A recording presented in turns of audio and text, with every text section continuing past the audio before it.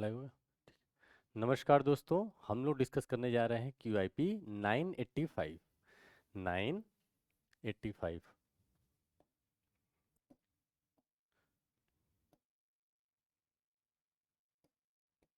985 ठीक है। तो 985 QIP का पहला प्रश्न देखते हैं क्या कह रहा है। In a circle the angle subtended on a circle by a chord is 90 degree. कोई जीवा है जो 90 डिग्री का कोण बना रही है सर्किल पे, वृत्त पे। If the length of the chord is 17 centimetre, chord की जीवा की लंबाई दी हुई है 17 सेंटीमीटर, रेडियस पूछ रहा है, त्रिज्या पूछ रहा है। ठीक है, तो देखो समझते हैं क्या है।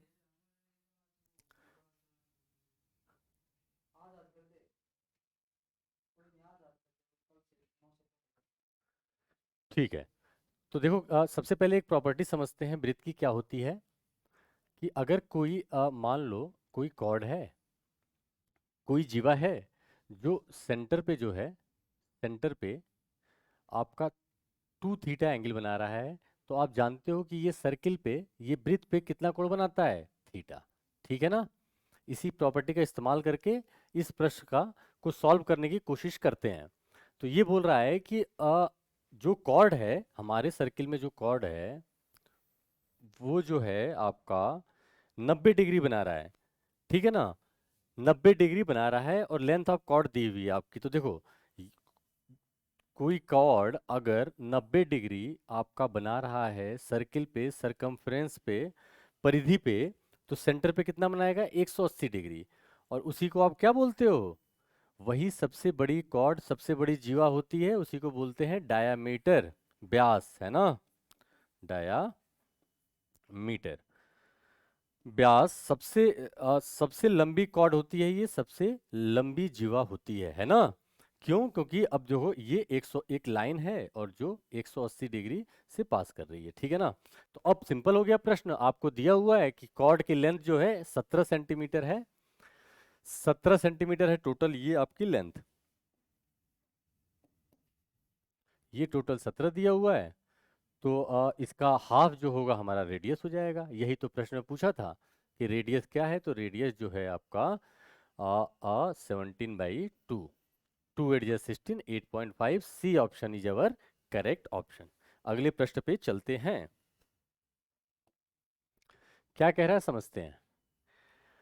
The following table shows the total number of voted polled and the percentage of invalid votes, है ना। ये जो आपको दिया हुआ है, ये क्या दिया हुआ है, इनवैलिड वोट्स दिए हुए हैं, है ना। ठीक है, अवैध मत दिए हुए हैं, जितने भी मत पड़े उसमें से इतने परसेंट। जैसे इसमें 2005 में 6500 वोट पड़े, तो 5% वोट जो है आपके अवैध घोषित हो गए, है ना। ठीक है, अब प्रश्न क्या पूछ रहा है, what is the sum of the number of valid votes. वैध मतों की संख्या बताइए, किसमें 2010 में और 2015 में पूछ रहा है। तो 2010 और 2015 में पूछ रहा है।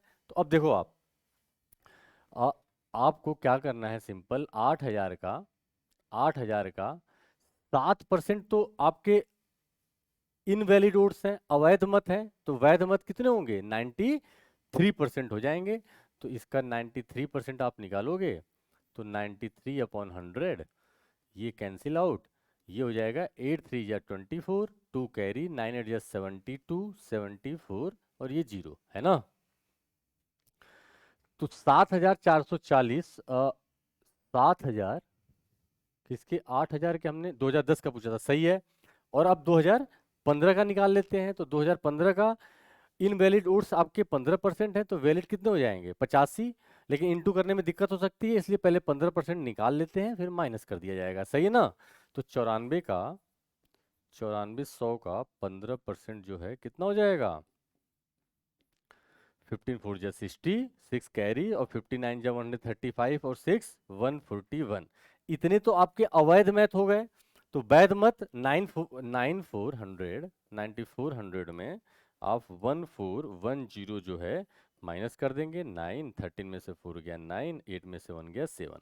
तो ये आपका क्या है डाटा, 2015 का है, 2015 का डाटा है, 2010 का डाटा है, 7440 टोटल आपको बताना है। तो टोटल जो है जोड़ लेते हैं, 7440, इसको आप ऐड कर लोगे, आपका आंसर आ जाएगा, है ना।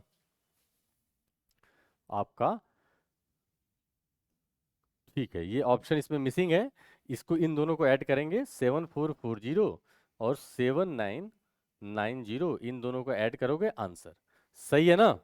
अगला प्रश्न देखते हैं। Find the rate of simple interest per annum at which a sum of 1200 will amount to 1800 in 4 years, है ना। रेट बताना है आपको। तो सबसे पहले आप देखेंगे 1200 4 साल में 1800 हो गया, मतलब 4 साल का इंटरेस्ट कितना बना, 600 रुपए, है ना। ये 1800 है, ये 1200 है, तो 600 बना। तो फिर आप ब्याज क्या होता है, जब ब्याज प्रतिशत पूछ रहा है तो 100 रुपए पे 1 साल का ब्याज। तो आप 1 साल का सिंपल इंटरेस्ट निकालोगे, तो 600 और अपॉन 4 कर दोगे, तो ये हो जाएगा 150। तो 1 साल का ब्याज ये हो गया।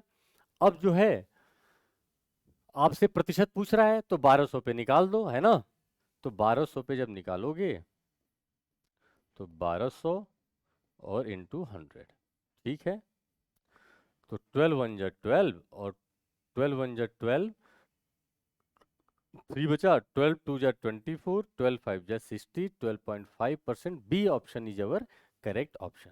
अगला प्रश्न देखते हैं, है ना। क्या कह रहा है, इन हाउसिंग सोसाइटी, कोई सोसाइटी है, the ratio of two wheelers two four wheelers दिया हुआ है 11:9, ठीक है। एमंग दी फोर व्हीलर्स, जो चार पहियों की गाड़ी है, उसमें से one fourth are petrol vehicles and the remaining 81 are diesel vehicles, है ना। 1/4 जो है पेट्रोल से चलती हैं, और जो बची हुई हैं वो डीजल से चलती हैं, उनका डाटा दिया हुआ है 81। How many two wheelers are there in this housing society. तो प्रश्न पूछ रहा है कि टू व्हीलर की संख्या आप बताओ, ठीक है। तो कैसे अप्रोच करेंगे, तो आपका मान लो टी फॉर टू व्हीलर और एफ फॉर फोर व्हीलर, है ना। तो इनका रेशियो आपको दिया हुआ है, two wheelers two four wheeler 11:9, 11:9, ठीक है। अब बोल रहा है कि एमंग दी फोर व्हीलर्स, तो फोर व्हीलर्स ये हैं, उसमें से 1/4 आर पेट्रोल व्हीकल्स, है ना। तो देखो एक कैलकुलेशन के लिए क्या करोगे, कैलकुलेशन के लिए हम लोग इसको मान लेते हैं 1100 है, और ये मान लेते हैं 900 है, ठीक है ना। तो अब जो है इसका 1/4 आपसे बोल रहा है कि पेट्रोल व्हीकल्स हैं और रिमेनिंग डीजल हैं। तो 1/4 पेट्रोल है, मतलब 1/P फॉर पेट्रोल और D फॉर डीजल। तो 900 ये पेट्रोल है ना। और रिमेनिंग जो है 3/4 जो है 900 की डीजल है, सही ना। और डीजल की आपको संख्या दी हुई है 81, आपको दिया हुआ है कि जो भी बची हुई है वो, तो 900 का, तो ये हो जाएगा आपका 4 4 टू जा 8, 4 2 जा 8 और 4 5 जा 20, है ना। और ये 675 व्हीकल्स जो हैं वो डीजल की हैं, लेकिन एक्चुअली में आपके प्रश्न में क्या दिया हुआ है, 81 है ना।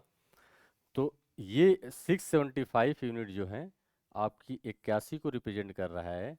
तो 1 यूनिट जो है, 1 यूनिट 81/675। तो प्रश्न में आपसे पूछ क्या रहा है कि आप बताइए कितनी टू व्हीलर्स हैं, कितनी टू व्हीलर्स हैं। तो ये हैं आपकी टू व्हीलर्स, तो 1100 में इंटू कर देना है। तो 81/675 इंटू 100 इंटू 1100, है ना। अब इसको कैलकुलेट कर लीजिए, आंसर आ जाएगा। तो ये आपका मान लो ये जो है किससे काटा जाए, 3 से काटते हैं, 3 2 जा 6, 3 2 जा 6, 3 5 जा 15, और 27 3 जा, ठीक है। अब जो है आप 25 से जो काटोगे, तो 25 ये कितनी बार जाएगा, 9 बार, ठीक है ना। और ये 25 4 जा 100, बचा 10, 25 4 जा 100, ठीक है। और ये 9 3 जा 27, और 3 4 जा 12, 1 कैरी, और 3 4 जा 12, 1 130 जो है 32 जो है आपकी टू व्हीलर्स हैं। ठीक है ना। सिर्फ आपको रेशियो में 100 लेना था ताकि कैलकुलेशन जो है आपकी आसान हो जाए। अगले प्रश्न पे चलते हैं। तो क्या कह रहा है, Krish can do a piece of work in 4 days while Rishi can do the same work in 6 days, both of them work together and get a total 1600, what is the share of Rishi. तो आप जानते हो कि जो शेयर मिलता है वो efficiency कार्यक्षमता के रेशियो में मिलता है। तो आपका क्रिश, के फॉर क्रिश और आर फॉर ऋषि। क्रिश जो है किसी कार्य को 4 दिनों में कर सकता है, और ऋषि उसी कार्य को 6 दिनों में कर सकता है। 6 दिनों में कार्य मान लिया जाए 12, तो 4 3 जा 12 और 4 6 जा 6 2 जा 12। ठीक है ना। तो क्रिश की कार्य क्षमता 3 है और ऋषि की जो है 2 है। 2 यूनिट पर डे, एक दिन में ये 3 यूनिट करता है तो वो 2 यूनिट करता है। ठीक है, अब 1600 को हम लोग डिवाइड कर लेते हैं। तो 1600 जो है कृषि और ऋषि के बीच कैसे बटेगा। अब पूछ क्या रहा है, शेयर ऑफ ऋषि पूछ रहा है, ऋषि का पूछ रहा है। तो 3:2 में बटेगा। तो ऋषि का शेयर कितना हो जाएगा, 2/5 इंटू 1600। ये हो जाएगा 5 3 जा 15, 5 2 जा 10, ये हो जाएगा 640। तो कृषि का शेयर जो है 1600 रुपए में 640 रुपए है। B option is our correct option. अगले प्रश्न पे चलते हैं। ठीक है, समझते हैं प्रश्न क्या कह रहा है। On a construction site, Pankaj and Tarun are two workers who have been assigned to break the stones for flooring. ठीक है ना। फर्श के लिए इस पत्थर तोड़ने के लिए इन दोनों को लगाया गया है। Pankaj can complete the work alone in 16 hour, और Tarun can complete it in 24 hours. Pankaj जो है 16 घंटे में और तरुण जो है 24 घंटे में इस कार्य को समाप्त कर देगा। They decided to work on the alternate hours, है ना। अल्टरनेट का मतलब एक घंटे एक काम करेगा, फिर दूसरे घंटे एक, फिर तीसरे घंटे एक काम करेगा, एक के बाद एक, है ना। So that they can take rest in between, ताकि रेस्ट ले सके। एक घंटे एक काम करेगा, दूसरा रेस्ट लेगा, फिर दूसरा करेगा तो पहला रेस्ट लेगा, इस तरह से चलेगा। Pankaj starts in the first hour, सबसे पहले ये इस पॉइंट को आप नोट करेंगे कि पहले कौन सा स्टार्ट हो रहा है, इस पे हमारा आंसर डिपेंड करता है। तो पंकज सबसे पहले शुरुआत करेगा, और उस समय जो है तरुण रेस्ट करेगा, फिर तरुण काम करेगा और पंकज रेस्ट करेगा, and so on. In how many hours will they complete the work together if they work on the basis of alternate hours. तो कितने घंटे में वो दोनों कार्य को समाप्त कर देंगे। तो सबसे पहले क्या निकालेंगे, कार्य क्षमता। तो पंकज का दिया हुआ है 16 घंटे, पी फॉर पंकज। तो पंकज उस पत्थर तोड़ने के काम को 16 घंटे में अकेले कर सकता है ना। और तरुण जो है उसी काम को, थोड़ा ये स्लो है, 24 घंटे ले लेगा। सही है। एलसीएम लेंगे आप, 48 यूनिट, 16 3 जा 48 और ये 24 2 जा 48। पंकज जो है 1 घंटे में 3 यूनिट और तरुण जो है 1 घंटे में 2 यूनिट कार्य करेगा। They decided to work on alternate days, कार्य कितने दिनों में समाप्त होगा, पंकज से स्टार्ट हो रहा है ना। तो देखो सबसे पहले पंकज स्टार्ट करेगा, तो कितना यूनिट काम कर लेगा, 3 यूनिट। इस समय तरुण सो रहा है, रेस्ट कर रहा है। फिर तरुण जो है दूसरे घंटे में आएगा, इस समय पंकज रेस्ट कर रहा है, ये 2 यूनिट काम कर लेगा। तो साइकिल जो है, कहने का मतलब है 2 घंटे में कितने कार्य होंगे, 5 यूनिट कार्य होंगे। तो 5 यूनिट। अब कार्य हमें करना है 48, तो 48 के पास पास जो है मल्टीपल देखते हैं, पहुंचने की कोशिश करते हैं। तो अब 5 8 जा 40, 5 9 जा 45, तो 9 टाइम्स पहुंच गए। और ये इंटू ये जो है 5 इंटू 9, और ये 2 इंटू 9। तो 18 घंटे में जो है हमारा 45 यूनिट जो है कार्य हो चुका है। 3 यूनिट कार्य बचा है। और अब जब साइकिल देखो, साइकिल का मतलब है कि 2 घंटे बाद अब कौन स्टार्ट कर रहा होगा, पंकज, क्योंकि प्रश्न में बोला है कि सबसे पहले शुरुआत पंकज करेगा। तो पंकज जो है, अब देखो पंकज 3 यूनिट काम करता है, तो +3 यूनिट ये, और ये 1 घंटे और लेगा, तो टोटल कितना हो गया? 19 घंटे में दोनों मिलके अल्टरनेट डेज काम करेंगे, एक एक दिन करके, तब कार्य समाप्त कर देंगे। Option B is our correct option. सही है, सिंपल था। अगले प्रश्न पे चलते हैं। In a class the average age of students 17 साल दिया हुआ है, ठीक है। And the average age of the boys is 17.4 years, while the average age of girls is 16.8 years. Find the number of girls in the class if there are 21 boys. तो आपको आ, लड़कियों की संख्या बतानी है। अगर लड़के 21 हैं तो कैसे अप्रोच करेंगे, देखते हैं। देखो पूरी ये G फॉर गर्ल्स और B फॉर बॉयज, ठीक है। तो पूरे क्लास का गर्ल्स का औसत कितना है? गर्ल्स का औसत है 16.8, 16.8, ठीक है। ईयर्स मतलब 16 साल 8 महीने की एवरेज जो है, औसत जो है, लड़कियां हैं। लड़के जो हैं 17.4, 17 साल 4 महीने के हैं, ठीक है।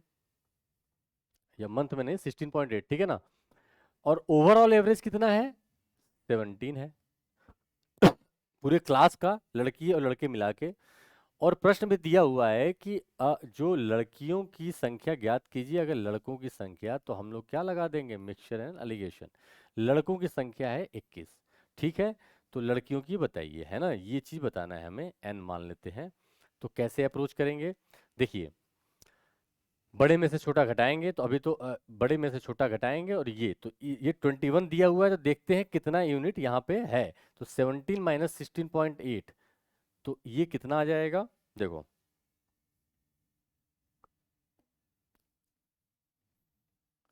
सबसे पहले 17.4 माइनस 17 कितना हो जाएगा? 0.4। और 17 माइनस 16.8, 0.2, ठीक है। तो अब जो है रेशियो क्या हो गया? 2:1।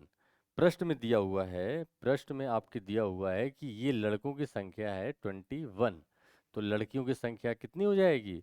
इंटू 21। 42 गर्ल्स हैं टोटल क्लास में, ठीक है ना। D option is our correct option. सही है, सिंपल था। अगले प्रश्न पे चलते हैं। इसको अपने को सिंप्लीफाई करना है, तो कैसे अप्रोच करेंगे? देखो, इसमें कुछ भी नहीं है।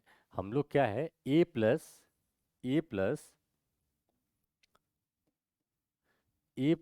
बी का होल स्क्वायर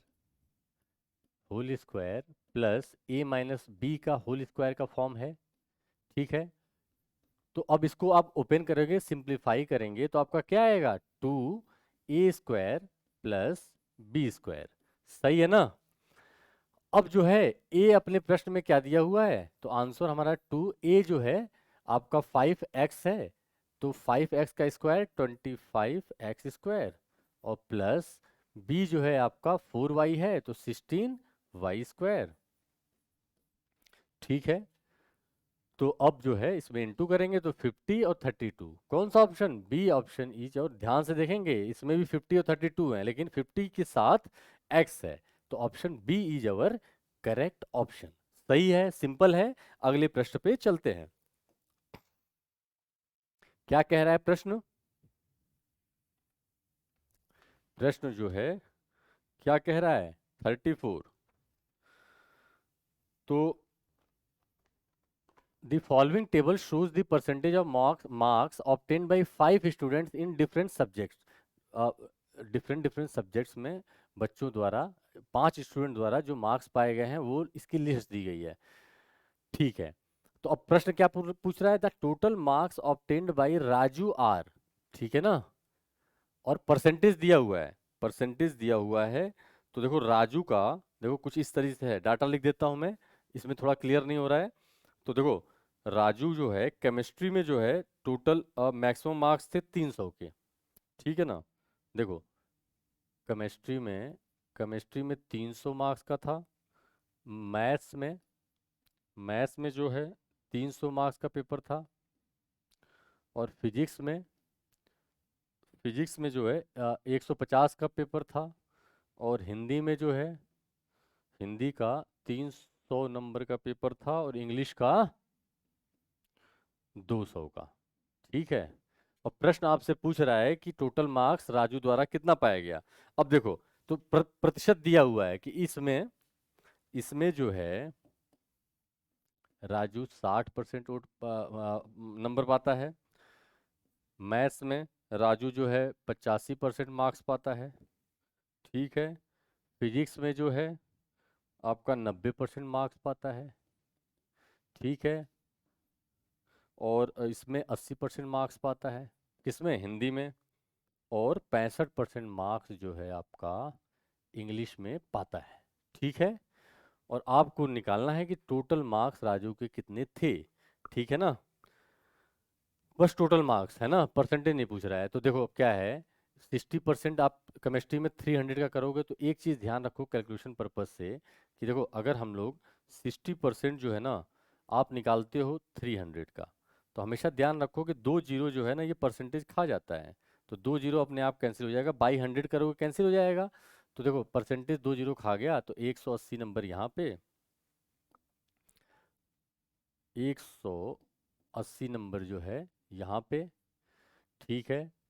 प्लस यहाँ पे कितना, 85 है तो परसेंटेज 2 जीरो खा जाएगा, 3 5 जा 15, 1 कैरी, 3 या 24, 25। ठीक है। अब जो है फिजिक्स में कितना पाएगा, 90%, तो देखो परसेंटेज 2 जीरो खा जाएगा, तो 15 9 जा 135 मार्क्स फिजिक्स में थे उसके। हिंदी में परसेंटेज 2 जीरो गया, 3 8 जा 24। और इसमें 65% 2 जीरो गया 130। इन सबको जोड़ लेंगे, आपका आंसर आ जाएगा। सिंपल था। अगले प्रश्न पे चलते हैं। A journey of 180 kilometer takes 6 hours more when the speed of a bike is reduced by 8 kilometer per hour. What is the original speed of the bike? ठीक है ना। When the speed of bike is reduced by, ठीक है, 6 घंटे ज़्यादा। देखो क्या बोल रहा है, तो अब सबसे पहले फॉर्मूला कौन सा यूज होगा इसमें। तो आप जानते हो कि डिस्टेंस जो होता है, अगर दो डिफरेंट स्पीड हैं S1 और S2, और उनके बीच का जो स्पीड का डिफरेंस है, इसमें आप मतलब डिफरेंस सिर्फ लोगे, निगेटिव पॉजिटिव से मतलब नहीं है, अंतर स्पीड का कितना है। और जब ये दो स्पीड से चलता है, उसी दूरी को तय करता है, तो टाइम का डिफरेंस कितना आ रहा है। ठीक है ना, समय में अंतर कितना आ रहा है। तो देखो इस प्रश्न में आपको डिस्टेंस दी हुई है 180 किलोमीटर। स्पीड जो है आपको दिया नहीं है, स्पीड ही तो पूछ रहा है, ओरिजिनल स्पीड। तो मान लेते हैं ओरिजिनल स्पीड जो है इसकी एस थी। तो अब प्रश्न में बोल रहा है कि अगर वो अपनी स्पीड जो है घटा लेता है, रिड्यूस कर देता है, कितना, 8 किलोमीटर प्रति घंटा, तो ऑब्वियस सी बात है कि टाइम ज़्यादा लेगा। स्पीड का डिफरेंस जो है कितना आ गया, 8 आ गया। अब देखो टाइम का डिफरेंस कितना है, अगर स्पीड कम हो गई तो टाइम ज़्यादा लगेगा, कितना, 6 आवर्स, 6 घंटे ज़्यादा ले रहा है ना, 6 घंटे यहाँ पे ज़्यादा ले रहा है। यूनिट में कोई दिक्कत नहीं है, किलोमीटर पर आवर आर में है। अब डायरेक्ट अपना आंसर आ जाएगा, एस निकालना था।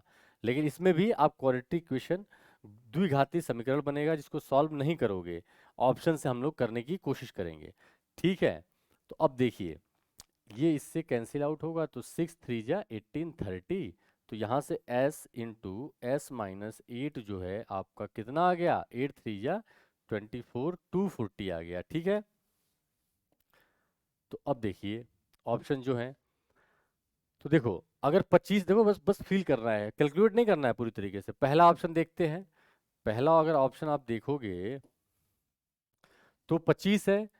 तो देखो एस की वैल्यू पूछ रहा है अपने, ओरिजिनल स्पीड पूछ रहा है, तो एस की वैल्यू ही दी हुई है, इसमें रखेंगे और 240 लाने की कोशिश करेंगे। जिस ऑप्शन पे आ जाएगा वही हमारा आंसर है। तो 25 और 25 माइनस 8 17 कभी नहीं आएगा, ये हो ही नहीं सकता है। 30 पे चेक करेंगे, 30 और 30 माइनस 8 जो है 30, और 30 माइनस 22 नहीं आएगा। ठीक है ना। 660 आ जाएगा, तो गलत बात है, ये भी नहीं होगा। 20 पे चेक करो, तो ये नहीं होगा। 20 पे चेक करोगे तो 20, और ये जो है आपका 12 है, 12 दूनी 24, आंसर आ जाएगा। इसलिए D option is our correct option. हमेशा ध्यान रखिएगा कि जब क्वाड्रेटिक इक्वेशन बनता है तो यहीं आप रोक लीजिए और ऑप्शन से कीजिए, क्योंकि इसके बाद आपको पूरा क्वाड्रेटिक इक्वेशन सॉल्व करना पड़ेगा। जो अभी तो ये सिंपल है, अगर टफ आ जाता है तो टेढ़ी खीर हो जाएगी। यहाँ से जो है हम लोग फटाफट निकाल लेते हैं वैल्यू पुटिंग से, अ, क्योंकि फाइनली आपको एस पूछ रहा है और एस ही यहाँ से आप निकालने जा रहे हो, तो वैल्यू पुट करके चेक कर लोगे, जो 240 देगा वही आंसर होगा। अगले प्रश्न पे चलते हैं। बोल रहा है the difference between simple interest on a certain sum at the annual rate of 8%, है ना, 8% for 5 years and 6 year is ₹26। What is the sum? तो बोल रहा है कि जो साधारण ब्याज है किसी मूलधन पे, किसी सम पे, किसी निश्चित राशि पे आपका, आ, और 8% दिया हुआ है, तो 5 साल और 6 साल का डिफरेंस बता रहा है ना।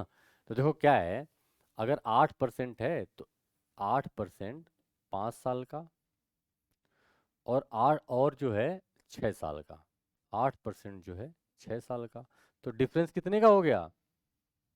8% का ही हो गया, ठीक है ना। ये माइनस करोगे तो 8% का हो गया। इसका मतलब देखो क्या है, 26 जो है आपका, 26 जो है 8% को रिप्रेजेंट कर रहा है, ठीक है ना। तो पूछ रहा है कि आप वो निश्चित राशि बताइए, वो सम बताइए। तो 26 जो है 8% को, तो 100% कितना, यहीं से आपका आंसर आ जाएगा।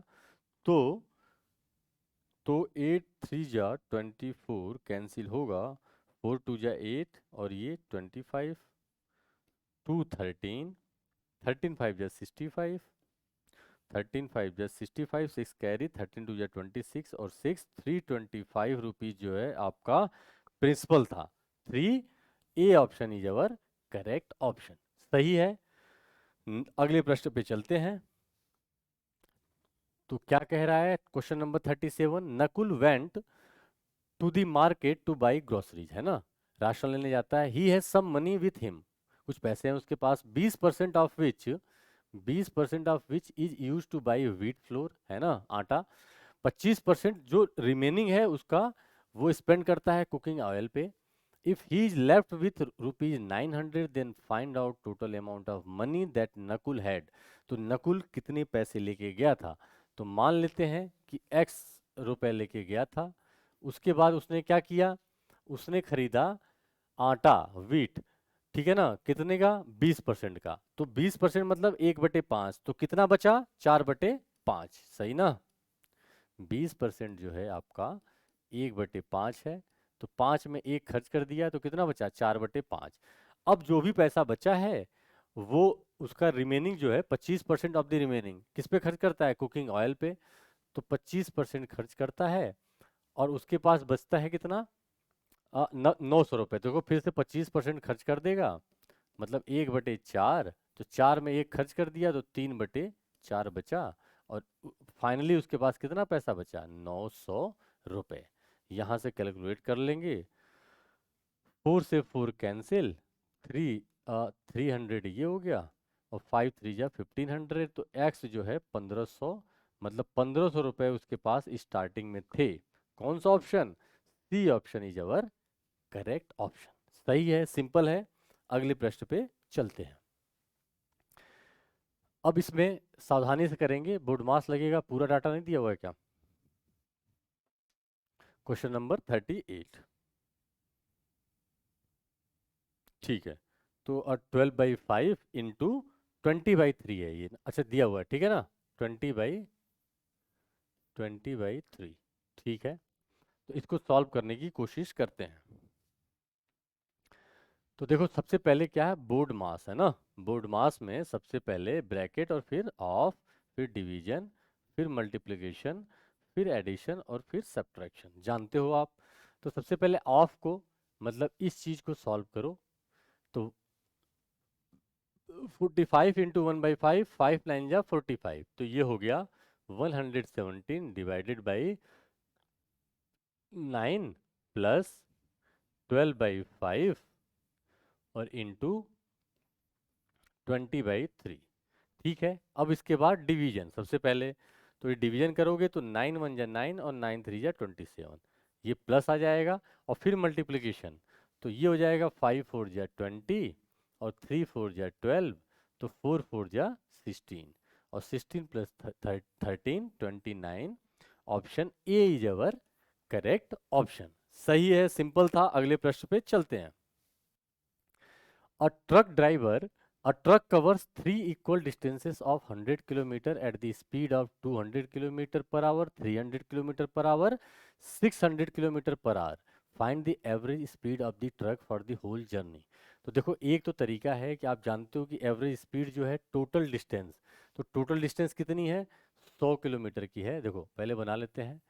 तो तीन डिस्टेंस हैं 100 किलोमीटर की। 100 किलोमीटर, 100 किलोमीटर और 100 किलोमीटर। ठीक है, ठीक है।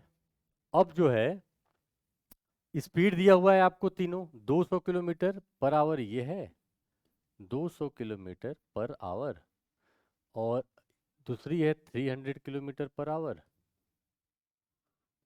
और तीसरी है 600 किलोमीटर पर आवर। सही ना?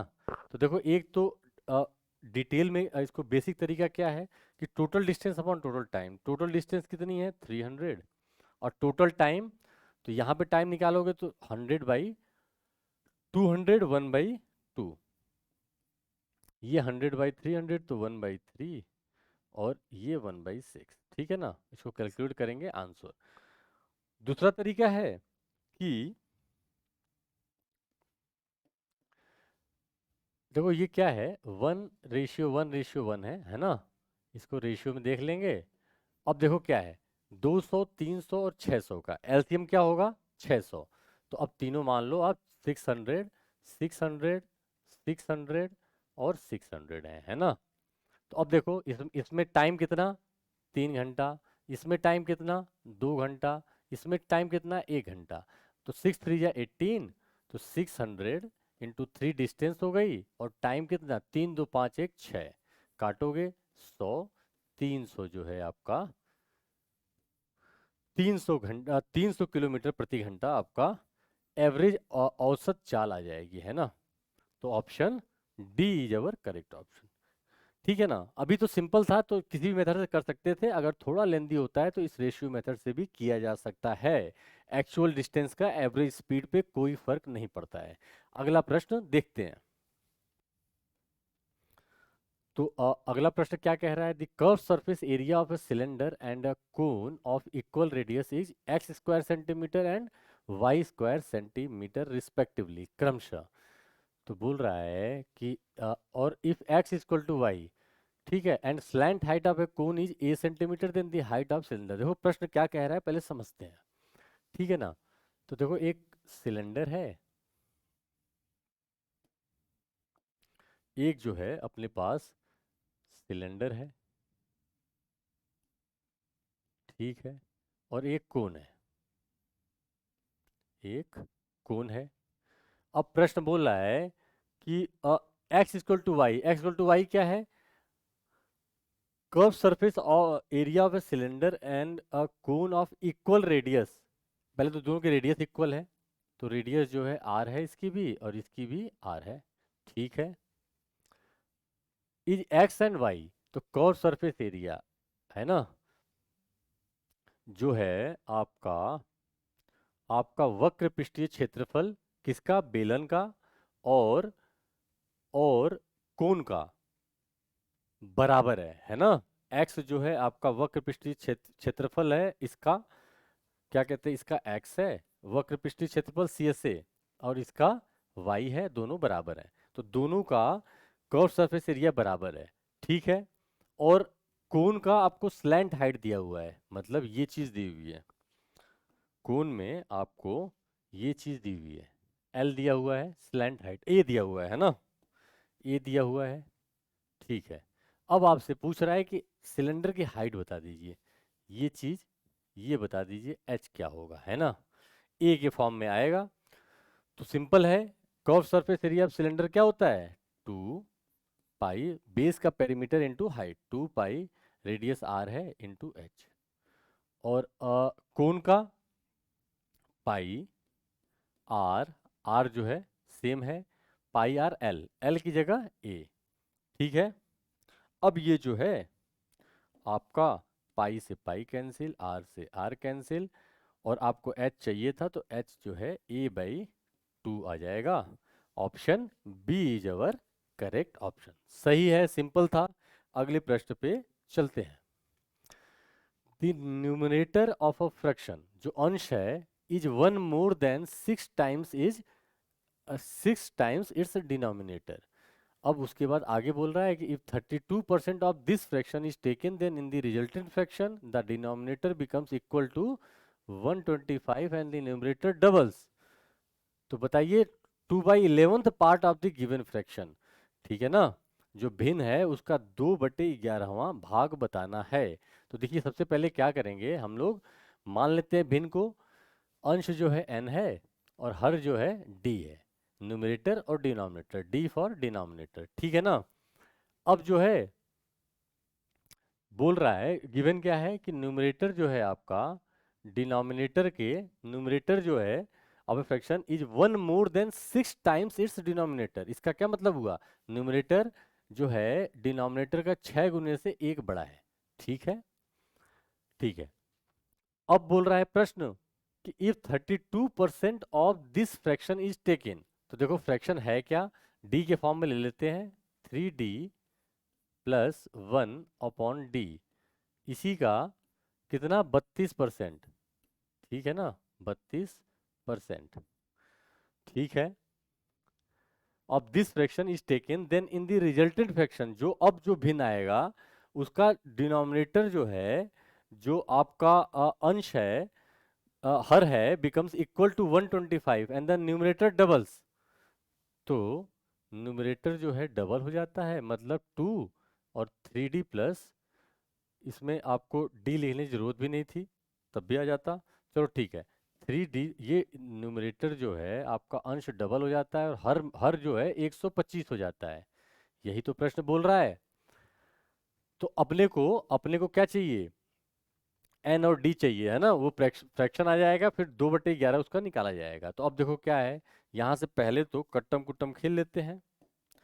तो ये चीज जो है कैंसिल आउट हो गई आपकी, ये जो है आपका 4 और ये है 5, 25 5 जा 125, और ये 4 8 जा 32, ठीक है।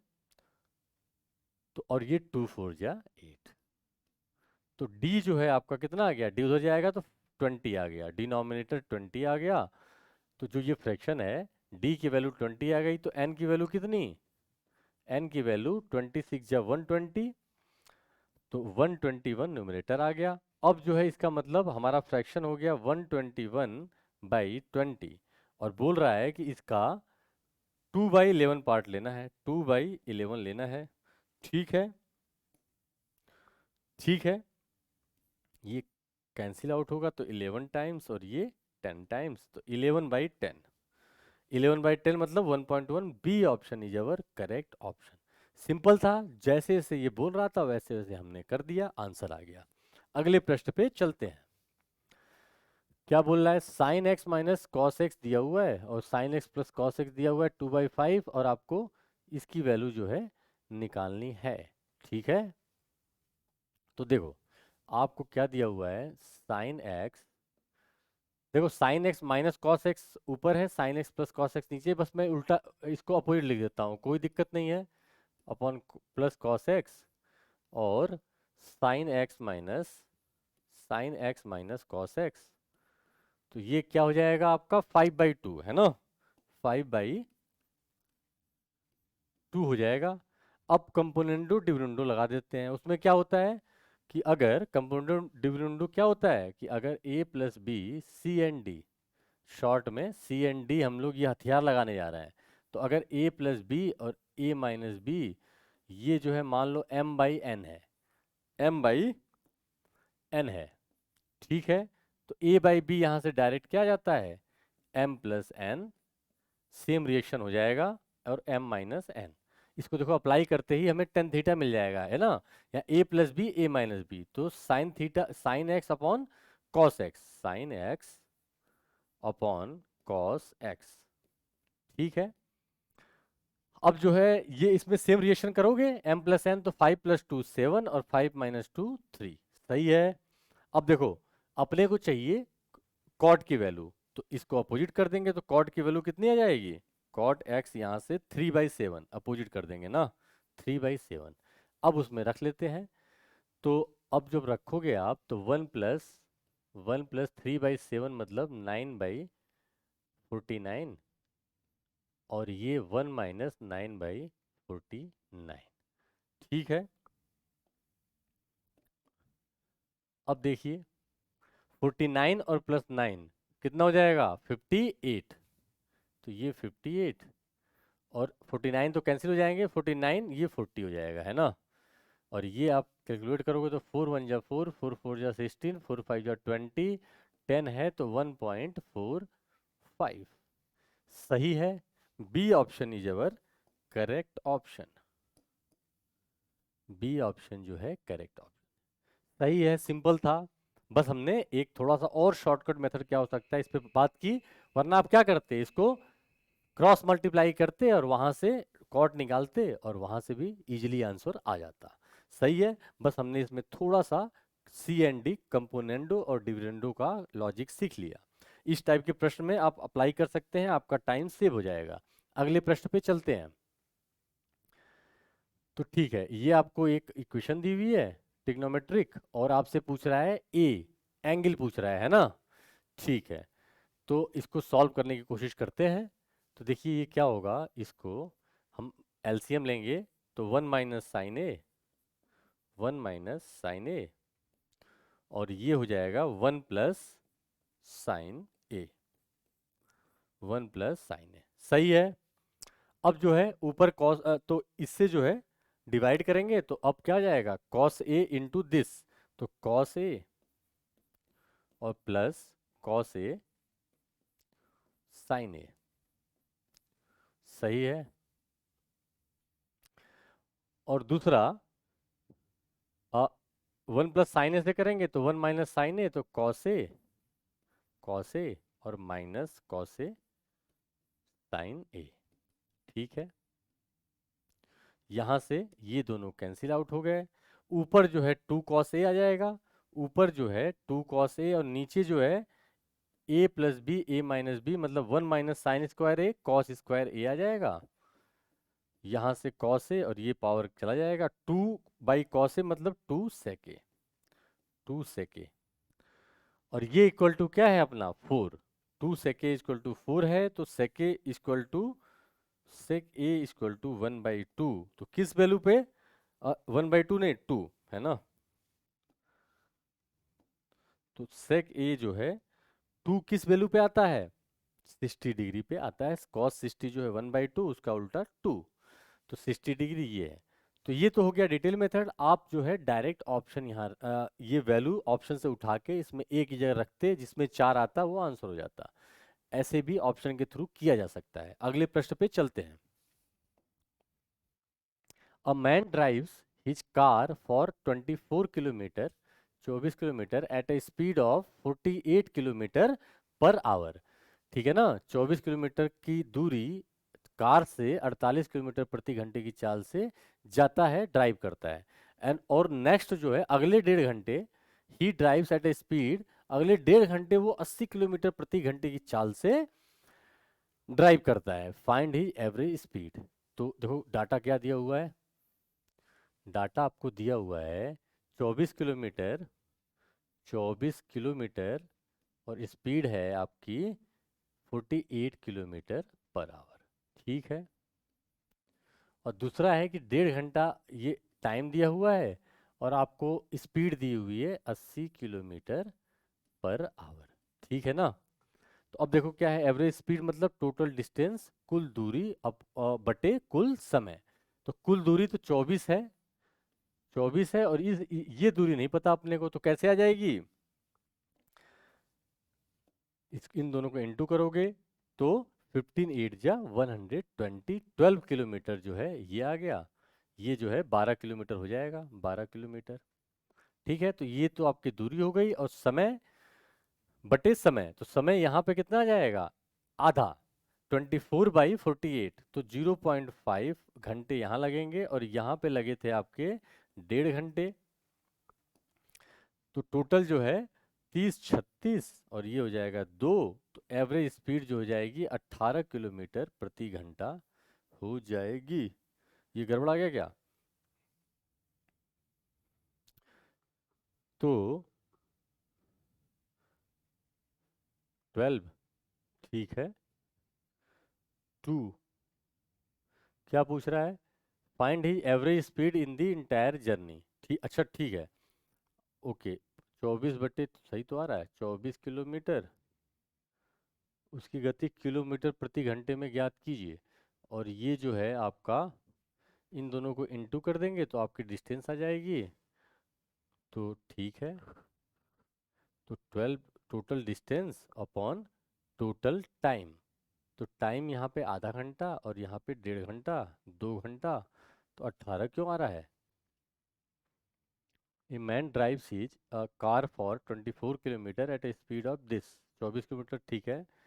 और नेक्स्ट 1.5 घंटे के लिए वो 80 किलोमीटर, ये 8 कौन लिखा है ना, यहाँ पे 80 है, यहाँ 80 किलोमीटर है, ठीक है ना। तो जब डिस्टेंस हो रही होगी तो ये जो है 120 आएगा ना, 120 आएगा, तो ये 360 हो गया, ज़्यादा हो गया। नहीं तो फिर टाइम में भी परिवर्तन आएगा, टाइम तो 1.5 घंटे है। तो 15 8 या 120, और 80 किलोमीटर है ना, ठीक है। तो ये 120 डिस्टेंस आ गई, 100, अच्छा ठीक है। सब कुछ गड़बड़ हो गया, तो इसको मिटाते हैं। अब जो है क्या है, अब इसको 144 हो गया, और ये जो है बाई 2 हो गया, 2 7 जा 14 और 2 2 जा 4, 72 किलोमीटर पर आवर जो है आपकी औसत चाल है, एवरेज स्पीड है। D option is our correct option, सही है, सिंपल था। अगले प्रश्न पे चलते हैं। अब देखो, एक किराना व्यापारी है, एक ग्रोसर है, वो क्लेम करता है that he is selling sugar at a 48 rupees per KG, ठीक है ना, वो क्लेम करता है। Which cost him 50 rupees per KG, और 50 रुपए पर केजी उसको पड़ता है। But he is giving 900 gram instead of 1000 ग्राम, ठीक है। सिर्फ 900 ग्राम देता है 1000 ग्राम की जगह। What will be the approximate profit percentage, ठीक है ना। तो देखो ये क्या है, सीपी और एसपी, ठीक है। तो सीपी जो है आपका 48 रुपए पर केजी है, नहीं 50 रुपए पर केजी है, 50 रुपए पर केजी है, ठीक है। और सेलिंग प्राइस है आपकी 48 रुपए पर केजी, ठीक है ना, selling price. But he is giving, वो जो है सिर्फ 900 ग्राम दे रहा है इंस्टीड ऑफ 1000 ग्राम। तो अब देखो क्या है, अब यहाँ अगर सेलिंग प्राइस निकाला जाए जब वो बेच रहा है, तो देखो बेच रहा है तो 48 जो है, 48 रुपए एक्चुअल में 1 केजी का नहीं है, ठीक है ना, 1 केजी का नहीं है, 1000 ग्राम का, वो 900 ग्राम का है, 900 ग्राम का है, तो 1000 केजी कितने का?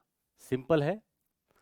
देखो सीपी जो है 50 रुपए पर केजी है, तो 1 केजी का वो 50 रुपए खरीदा, लेकिन अब वो क्लेम कर रहा है, ऐसा लग रहा है कि उसको नुकसान हो रहा है, 48 रुपए पर केजी में बेच रहा है, बट उसे प्रॉफिट हो रहा है। कहाँ से? वो चीटिंग कर रहा है। चीटिंग कैसे कर रहा है कि 1000 की जगह 900 ही ग्राम आपको दे रहा है। इसका मतलब 48 जो है 900 ग्राम को रिप्रेजेंट कर रहा है, तो 1000 ग्राम किसको? तो देखो अगर रेशियो निकालना है इन दोनों का, सीपीएसपी का, तो ये आप इंटू कर दोगे तो 50 × 900, और यहाँ से 48 × 1000, सही है, सही है। तो ये 3 जीरो आपके कट गए, ये 45 और ये 48, 3 का डिफरेंस कितने पे? 45 पे। तो 100 पे कितना? प्रॉफिट परसेंटेज पूछा है ना, 100 पे कितना, ठीक है। तो ये जो है आपका 15 टाइम जाएगा, 15 3 जा 45 और 15 6 जा 90, तो जो भी आंसर आएगा 6 पॉइंट समथिंग आएगा, है ना। हमें एग्जैक्ट वैल्यू कैलकुलेट करने की जरूरत नहीं है, हमें 6 आ गया तो आंसर लगा के आगे बढ़ना है। अगले प्रश्न पे चलते हैं। क्या कह रहा है, एक क्वाड्रेटिक क्वेश्चन दिया हुआ है आपको, और आपको x² - 3 और x स्क्वायर माइनस 4 की वैल्यू ज्ञात करनी है। कैसे अप्रोच करेंगे? तो देखो ये दिया हुआ है,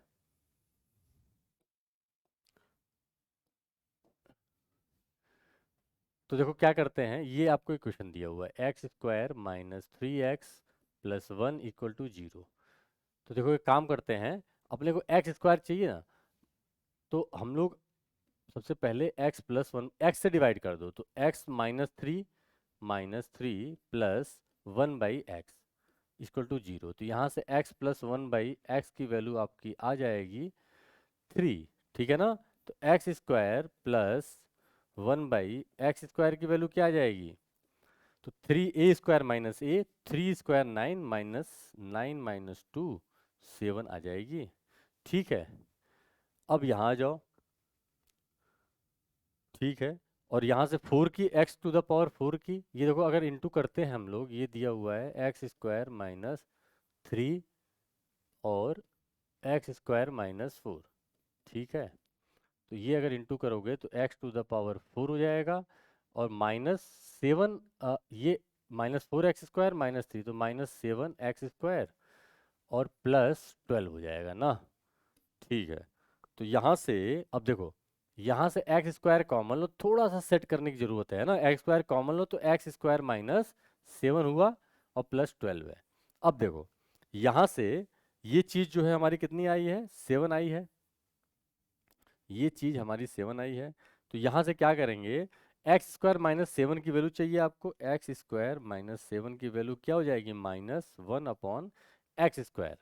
तो यहाँ रख देंगे -1/x², तो x² कैंसिल, -1 प्लस 12 क्या आ जाएगा, 11। C option is our correct option. सही है, थोड़ी सी बस सेटिंग चाहिए थी, है ना। अगले प्रश्न पे चलते हैं। If the side of a square is increased by 32.5%, then find the increase in area percentage। तो देखो इसको क्या है, सबसे तो आप जानते हो कि एरिया क्या होता है स्क्वायर का, a²। तो हम लोग इसको सबसे बेस्ट मेथड है, जब इस टाइप का आपको आ जाए, कोई रेशियो नहीं बन रहा है जाना पहचाना, तो हम लोग इसको सक्सेसिव मेथड से कर देते हैं, तब आसपास पहुंचोगे। ऑप्शन देखो, और हमको नज़दीक जाना है इसके, तो आप जो है रेशियो मेथड से बेटर आपको सक्सेसिव मेथड पड़ेगा, जब इस टाइप के बहुत ही कॉम्प्लिकेटेड ऑप्शंस होते हैं, है ना, टफ ऑप्शन होते हैं, कैलकुलेटिव होते हैं। तो देखो 32.5 और प्लस 32.5, ठीक है, और की वृद्धि होती है तो एरिया में कितनी, तो 32.5 इंटू 32.5 और ये अपॉन 100, ठीक है, ठीक है। अब देखो आपको अगर एग्जैक्ट चाहिए तो ये कितना हो गया, 64 65 हो गया। और इसमें देखते हैं, देखो क्या है, 325 का अगर स्क्वायर निकालना है तो 5 का 25 हो जाएगा, और 32 इंटू 33 है ना, तो 32 3 जा 69, ठीक है ना, नहीं 96, 32 3 जा 96, तो 90, 32 3 या 96, 9 कैरी, 32 3 या 96 और 9 107, ठीक है। और ये पॉइंट जब हटेंगे तो आपका नीचे 2 जीरो आएगा, तो 4 जीरो हो गया, तो 10 पॉइंट समथिंग, तो 10.7625। तो देखो डायरेक्ट आंसर आ गया 75.7625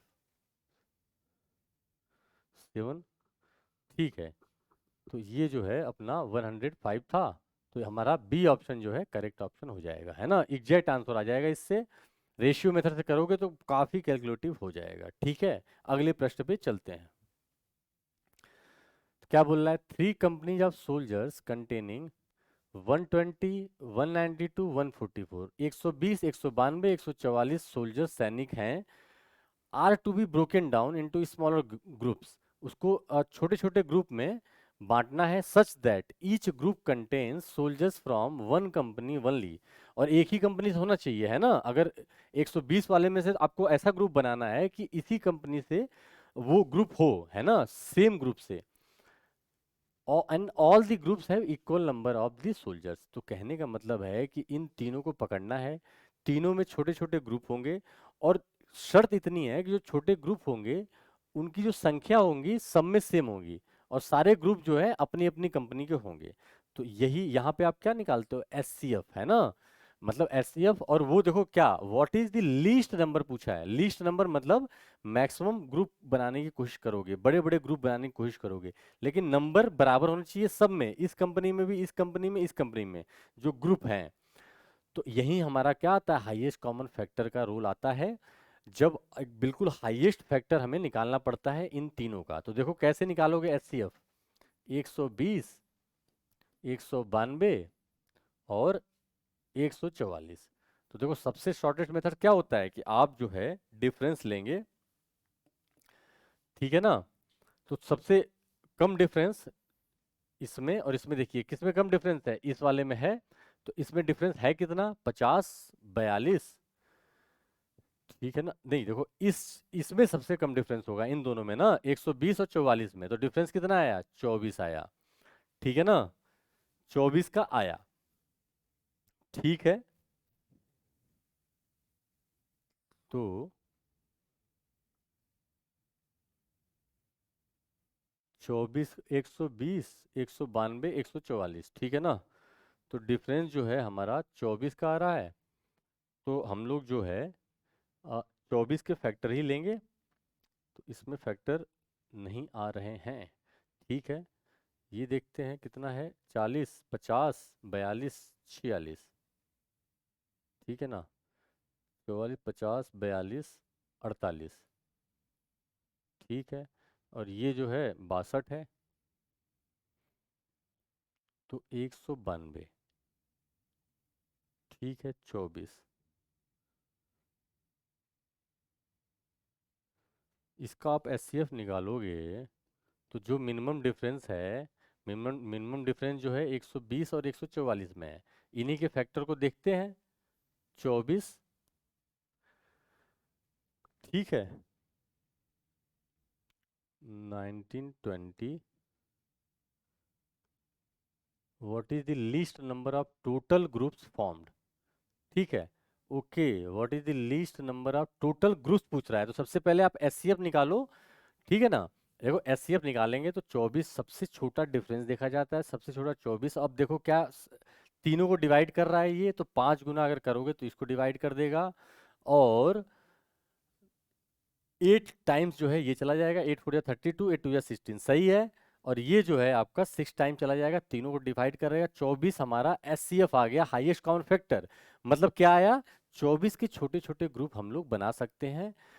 और देखो अब इसमें जो है, इसमें कितने ग्रुप बनाएगा, 24 का 5 टाइम्स, तो 5 ग्रुप हो गए। इसमें कितने बनाएगा आपका, आपका 8 4 जा 8 ग्रुप बनेंगे इसमें, है ना। और इसमें कितना बनाएगा, 6 ग्रुप बनाएगा। तो इन तीनों को जोड़ दोगे, तो यही पूछ रहा था, what is the least number of total group की संख्या, है ना। वो लीस्ट नंबर नहीं पूछ रहा है, आपको टोटल ग्रुप पूछ रहा है। तो 8 5 13 और 13 प्लस 6, 19 टोटल ग्रुप्स बनेंगे, है ना। ए option is our correct option, सही है, सिंपल था। अगले प्रश्न पे चलते हैं। A clock tower stands at the crossing of two roads, which point in the north south and the east west direction। देखो क्या है, ये जो है, ये जो है मान लेते हैं एक क्रॉसिंग है, एक क्रॉसिंग है, ठीक है। और अब प्रश्न बोल रहा है कि नॉर्थ साउथ और ईस्ट वेस्ट, ठीक है ना। ये अगर ईस्ट है, ये ईस्ट, ये वेस्ट, ये नॉर्थ और ये साउथ, ठीक है। यहां तक सही है ना। अब देखो, P Q and R S are points on the routes due north. तो जो यहां से स्टार्ट करो, नॉर्थ का क्या है आपका, पी है, ठीक है। नॉर्थ का पी दिया हुआ है बिल्कुल, पी जो है नॉर्थ का, क्यू जो है ईस्ट का, तो क्यू जो है ईस्ट का हो गया, ठीक है। आर जो है आपका साउथ का, तो आर जो है आपका साउथ का हो गया। जो ये येलो से जो लिखा जा रहा है वो मेन जो है आपका पॉइंट्स हैं, है ना। और एस जो है इसका। तो देखो अभी मैं क्या करता हूँ, ये ईस्ट वेस्ट हटा देते हैं, अब अपना काम हो चुका है। आह, ये हटाना था, ये, ठीक है ना। तो ये जो है आपका Q है। अब देखिए प्रश्न क्या बोल रहा है, सावधानी से पढ़ेंगे, थोड़ा सा ट्रिकी है ना। Where the angle of elevation of the top of the tower are respectively, ठीक है ना, respectively alpha, alpha beta gamma और डेल्टा, ठीक है ना। तो देखो यहाँ पे टावर है ना, बिल्कुल बीचों बीच टावर है। तो एंगल ऑफ एलिवेशन जो है ना, कहने का मतलब है कि यहाँ से देखा जा रहा है या इस पॉइंट से देखा जा रहा है तो ये एंगल बनेगा, समझ पा रहे हो। इससे देखा जाएगा तो यही चार एंगल एलिवेशन बनेंगे, चार एंगल ऑफ एलिवेशन बनेंगे। तो यहाँ से बोल रहा है कि अल्फा, यहाँ से जो है बीटा, यहाँ से गामा और यहाँ से डेल्टा, ठीक है ना, डेल्टा बना रहा है, ठीक है। Then P Q by R S. तो अब आपसे पूछ रहा है, आपसे जो है, ठीक है ना, आपसे ये पी क्यू पूछ रहा है, ये पी क्यू और ये आर एस, ठीक है ना। तो पी क्यू जो है आप अगर निकाल लोगे, पी क्यू, ये पी क्यू निकालेंगे और आर एस निकालेंगे, कैसे निकालेंगे। तो देखो सबसे पहले ये डिस्टेंस कितनी होगी ये निकाल लेंगे और ये डिस्टेंस निकाल लेंगे, ये 90 डिग्री है। तो देखो ये कैसे आएगा, एंगल ऑफ एलिवेशन अल्फा है, तो देखो एक करके देखते हैं, फिर सिमिलरिटी से सारा कर देंगे ना। तो देखो क्या है, ये जो है ये कुछ इस तरीके से है, ये आपका अल्फा एंगल हो गया, ये जो है अल्फा एंगल हो गया, और ये मान लेते हैं सेंटर ओ है, ठीक है ना। तो देखो ये आपका टावर है, यहाँ से आप देख रहे हो ये पॉइंट P है, मैं इसका एग्जांपल ले रहा हूँ, P है, ये पॉइंट O है। तो आपको OP चाहिए, OP चाहिए, ठीक है ना। तो तो और क्या है, then the P Q by R S, ठीक है। तो OP चाहिए आपको और टावर का लेंथ सेम है, तो अपने को टावर का लेंथ, ठीक है। तो देखो अब ये जो है ओपी कैसे आएगा, मान लो लेंथ हो जाती है टावर की एल, ठीक है ना। तो 10 अल्फा जो है, 10 अल्फा क्या हो जाएगा, 10 अल्फा परपेंडिकुलर अपॉन बेस, मतलब एल बाई ओपी, ठीक है।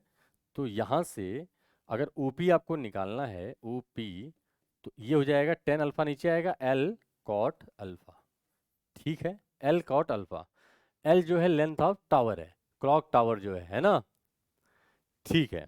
तो इसी तरह देखो ये एल कॉट अल्फा आ गया, कॉट अल्फा, तो ये बीटा है, तो ये एल कॉट बीटा आ जाएगा, ठीक है। ये लेमडा है तो एल कॉट लेमडा आ जाएगा, एल कॉट लेमडा आ जाएगा, ठीक है। और ये जो है एल कॉट गामा आ जाएगा, एल कॉट गामा आ जाएगा। अब अगर हमको ये निकालना है तो देखो ये चीज कितनी आएगी, ये चीज हमारी रूट रूट एल स्क्वायर, ठीक है ना। देखो एल तो बाहर चला जाएगा, root L cot square alpha plus cot square beta, सही है। और इधर जो लोगे आप तो फिर से एल बाहर हो जाएगा और ये हो जाएगा कॉट स्क्वायर डेल्टा और प्लस कॉट स्क्वायर गामा, सही है। अब आ जाते हैं P Q by R S, आपसे पूछ रहा है P Q by R S का होल स्क्वायर निकालना है आपको। तो देखो P Q by R S करोगे और होल स्क्वायर करना है तो एल एल तो कैंसिल हो जाएंगे, और ये कितना आ जाएगा, कॉट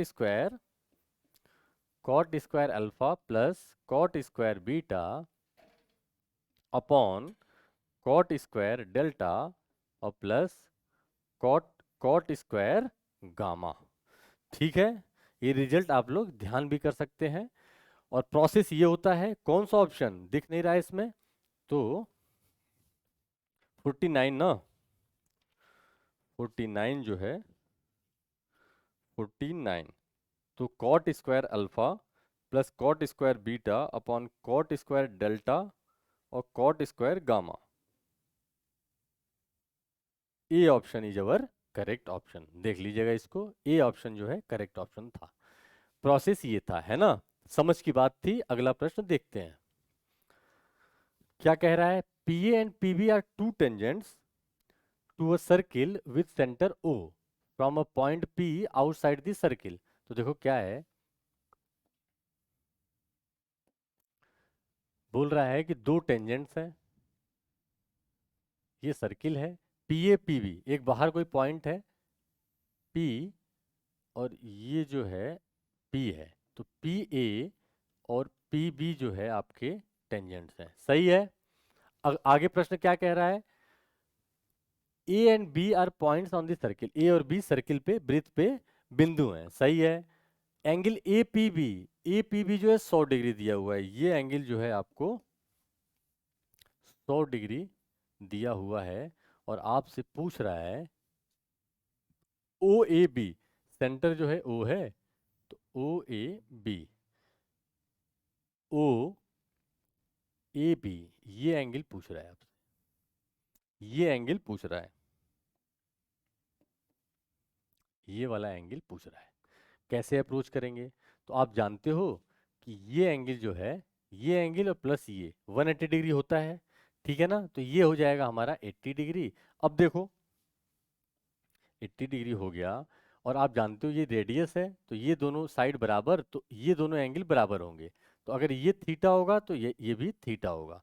ये 80 है, बाकी दोनों कितने होंगे जोड़ 100, तो थीटा थीटा मतलब 50 डिग्री, तो ये चीज कितनी आ गई 50 डिग्री। आपका डी ऑप्शन जो है करेक्ट ऑप्शन है, ठीक है।